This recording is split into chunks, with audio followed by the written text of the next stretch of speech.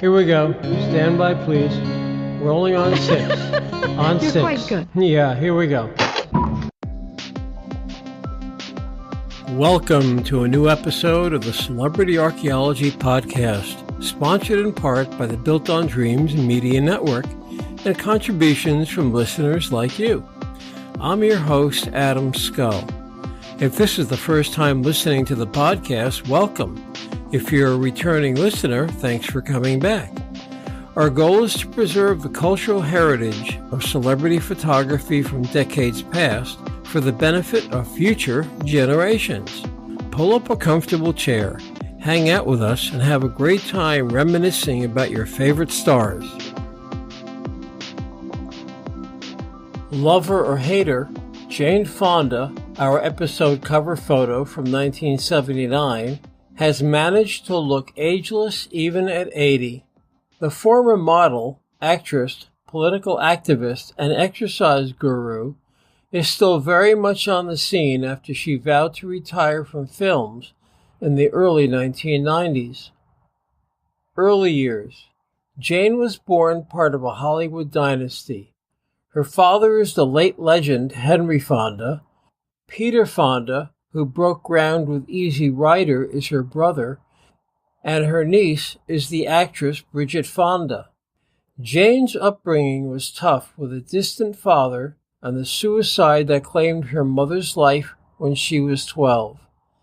She attended Vassar, worked as a model, and appeared as a Vogue cover girl twice, studied art in Paris, and then was encouraged by acting coach Lee Strasberg at the Actors Studio in New York, who recognized her talent. Career.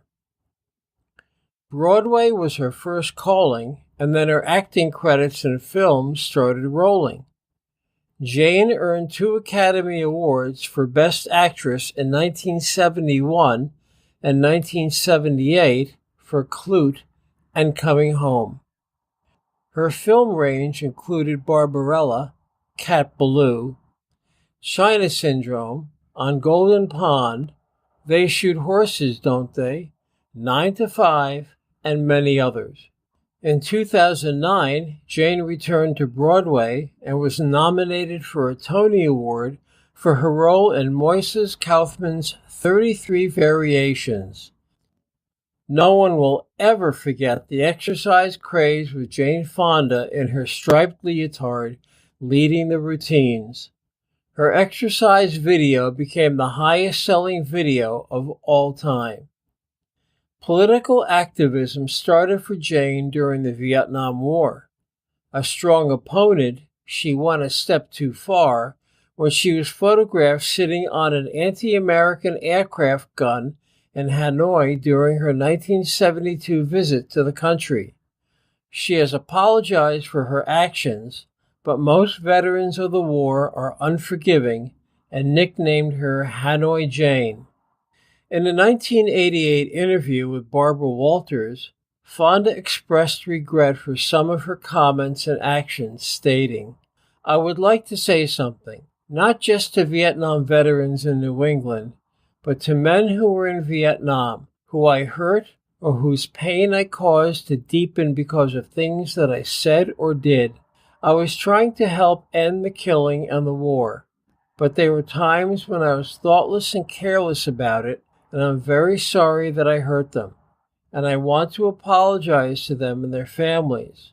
I will go to my grave regretting the photograph of me on an anti-aircraft gun, which looks like I was trying to shoot at American planes. It hurt so many soldiers. It galvanized such hostility. It was the most horrible thing I could possibly have done. It was just thoughtless."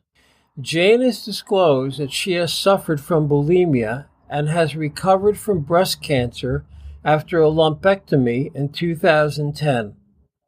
She has also come forward in the Me Too campaign, stating that she had been sexually harassed during her career. The actress has been married 3 times. Her first marriage was to French director Roger Vadim from 1963 until 1965. They had a daughter named Vanessa. Her second husband was Tom Hayden, who was a U.S. activist, co-founder of Students for a Democratic Society, known as SDS, a Vietnam War opponent, and a member of the Chicago Seven. During this time, Mary Williams appeared in Jane's life, and she stayed on as an unofficial adopted daughter. The Haydens had a son named Troy Garrity. The couple didn't want to burden him with either the Fonda or Hayden last name. Jane's marriage to Hayden lasted from 1973 until 1990. Jane's last marriage was to Atlanta tycoon Ted Turner from 1991 to 2001.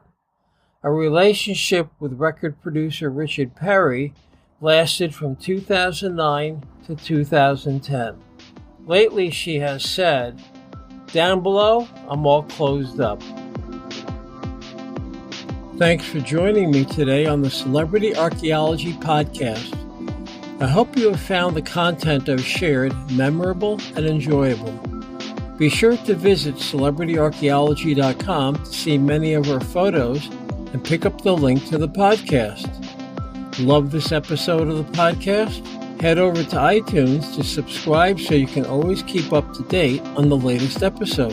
Rate and leave a review and tell your friends about the podcast. Join us next time for the Celebrity Archaeology Podcast and learn about the lives of your favorite celebrities.